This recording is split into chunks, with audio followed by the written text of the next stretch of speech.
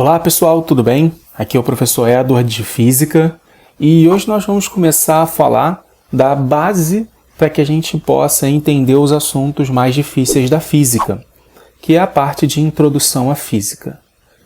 Nesse assunto, nós vamos entender um pouquinho sobre quais são as grandezas físicas, como que a gente faz as medidas, como que a gente faz conversão de unidades, como que a gente determina as fórmulas que vão ser usadas nas equações da física.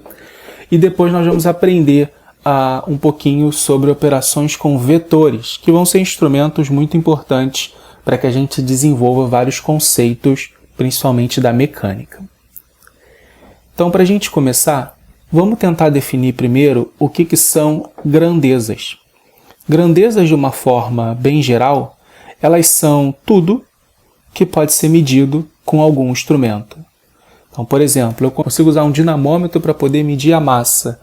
Eu consigo usar o amperímetro para poder medir a corrente elétrica. Eu consigo usar um termômetro para poder medir a temperatura. Então, tudo isso que eu consigo fazer medida é uma grandeza. A gente vai chamar de grandeza física só porque a gente está na física. Se fosse na química, seria uma grandeza química e assim sucessivamente. Agora, essas grandezas, quando elas são medidas usando um instrumento e uma unidade de medida. Essa unidade de medida ela vai definir um padrão. E a nossa medida ela vai ser uma proporção desse padrão. Por exemplo, imaginem que eu defina esse quadradinho daqui como uma unidade de massa. Então, esse quadradinho é uma unidade de massa. Se eu tiver um negócio desse tamanho, o que eu vou fazer? Eu vou ver quantos quadradinhos cabem aqui. Se eu não desenhei errado, devem caber 4 quadradinhos. Então, se eu chamo esse cara aqui de uma unidade de alguma coisa, o vermelho vão ser 4. Aí você fala, professor, pode ser fracionário? Claro que pode ser fracionário. Se eu tiver esse objeto daqui, vamos supor que seja metade, né? Seja exatamente esse pedacinho daqui. Ou seja, esse cara vai ter uma medida de meio. Agora imagina que essa medida eu dei um nome para ela. Vale 1 ed. Então o vermelho são 4 eds. E o branco é meio ed. Ou seja, tudo que eu consigo fazer uma medida com um instrumento, ela vai ser sempre alguma proporção de uma medida básica. E você fala, tá, mas quem definiu essa medida básica? Nesse caso, eu mesmo. Eu que escolhi um padrão para poder ser definido. Então, repara que as grandezas físicas, elas utilizam, a princípio, um padrão pré-determinado pelo homem, não necessariamente pela natureza. Então, eu olho para o meu dedo, eu vejo o tamanho do meu dedo e eu defino isso como 1 polegada. E aí, as distâncias que eu for medindo, eu vou ver quantos dedos, basicamente, cabem nessa distância e eu consigo determinar quantas polegadas eu tenho ali. Então, essa é a ideia clássica de fazer a medida de alguma coisa. E o que a ciência, de uma forma geral, estuda? Estuda tudo aquilo que a gente consegue fazer medidas. Então, se eu não consigo fazer medidas, a ciência não estuda, porque ela não vai ter formas de comparar e verificar se alguma teoria, uma hipótese, no caso, ela pode ser verdadeira ou não. A ciência ela só vai se preocupar com aquilo que eu conseguir medir. Tudo que for passível de ser medido vai ter um instrumento adequado para isso, e a partir desse instrumento eu vou conseguir elaborar, através da metodologia científica, eu vou conseguir elaborar uma hipótese, uma teoria, e assim sucessivamente. Agora eu queria que vocês pensassem rapidamente sobre algumas grandezas físicas que a gente pode fazer medida. Claro que eu já falei 2 aqui, né? Massa e comprimento. Mas a gente poderia ter outras, como volume, poderia ter área, poderia ter potência, poderia ter força, pressão, tempo, corrente elétrica e várias outras coisas que você imaginar.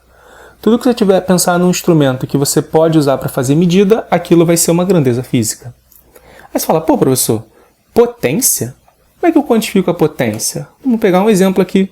Eu vou pegar um cavalinho, e sim, isso aqui é um cavalinho, e aí eu vou botar esse cavalinho para puxar um certo objeto.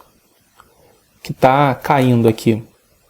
E aí eu vou ver quanto tempo esse cavalinho leva para levantar esse objeto uma certa distância, uma certa altura. Ou seja, eu estou vendo a eficiência com que ele consegue mover um objeto. Isso é a potência. Aí eu defino um certo valor para cá, um certo tempo, e eu chamo isso de cavalo-vapor. Ou seja, tudo que a gente está fazendo medida é em função de algum parâmetro pré-determinado.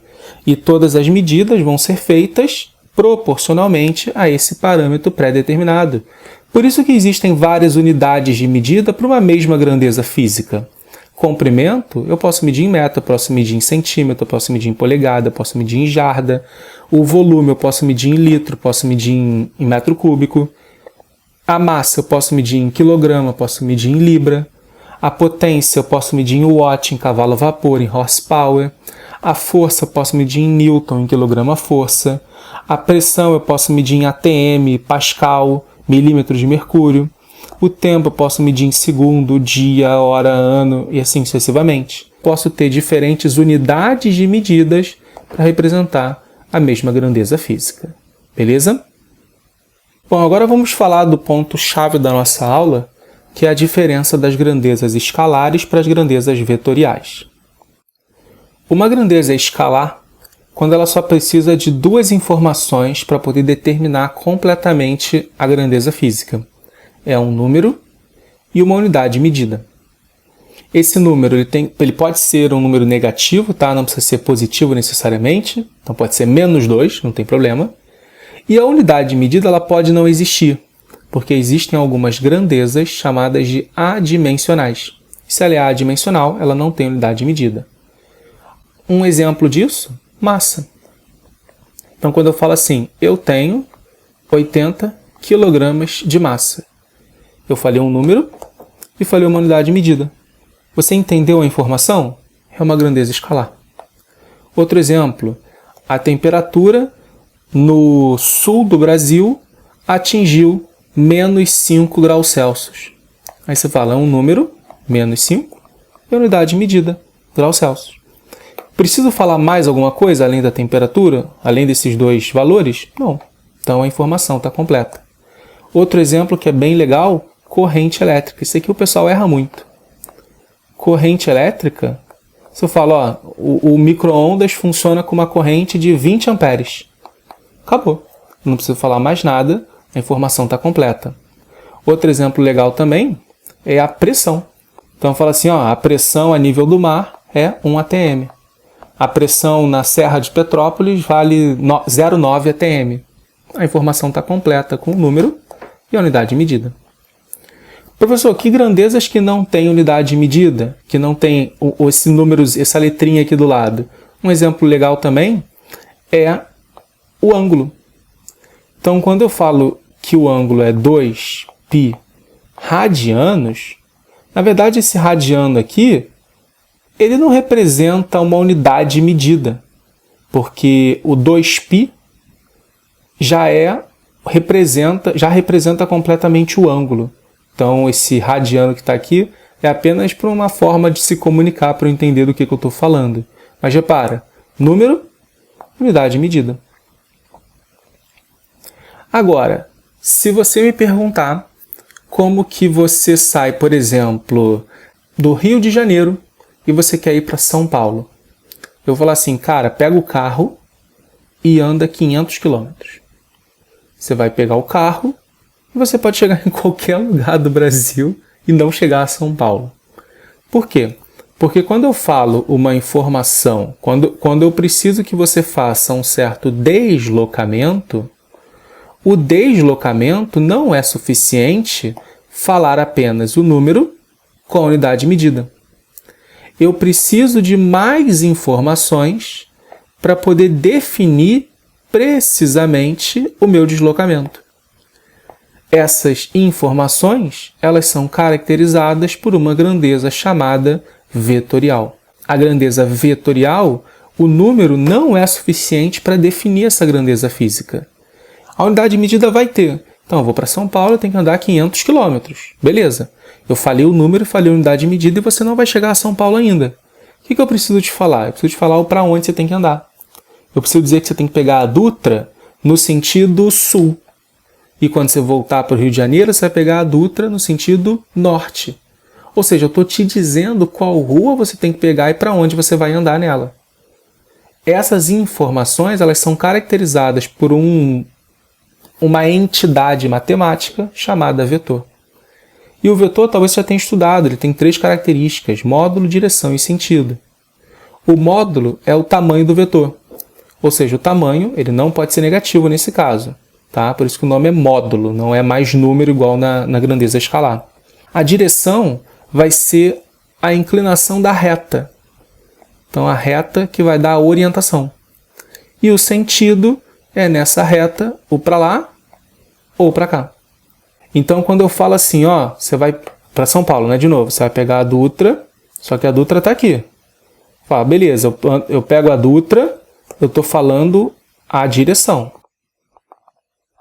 Agora, para eu falar o sentido, eu vou falar anda no sentido sul da Dutra. Então, no sul, eu estou falando aqui o sentido.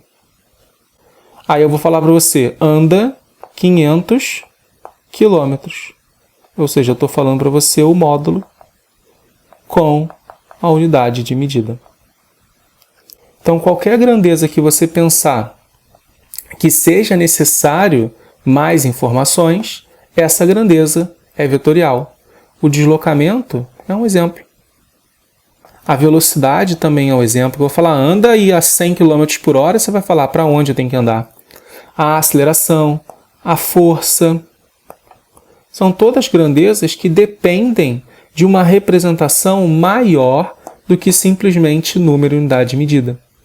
Essas grandezas, quando nós vamos representá-las no papel, a gente coloca uma setinha em cima delas. Então, por isso que o deslocamento é um S com um tracinho em cima. O delta S, na verdade, né? Mas o S só para representar a grandeza. A velocidade é o V com setinha em cima.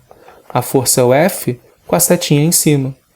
Mas quando eu falo de massa, é só M. Temperatura é só T. Corrente elétrica é só I. Pressão é só P. Repara que não tem uma setinha em cima, porque todas essas grandezas são escalares. Beleza? Então, pessoal, nossa aula de hoje fica por aqui. Eu espero que vocês tenham gostado. Até a próxima. Não se esqueça de se inscrever no canal, deixar o seu like se você gostou desse vídeo. Pode colocar suas dúvidas aqui nos comentários e compartilha com seus amigos para que eles vejam essa aula também. E pode me seguir lá no Instagram, @EdwardFísica.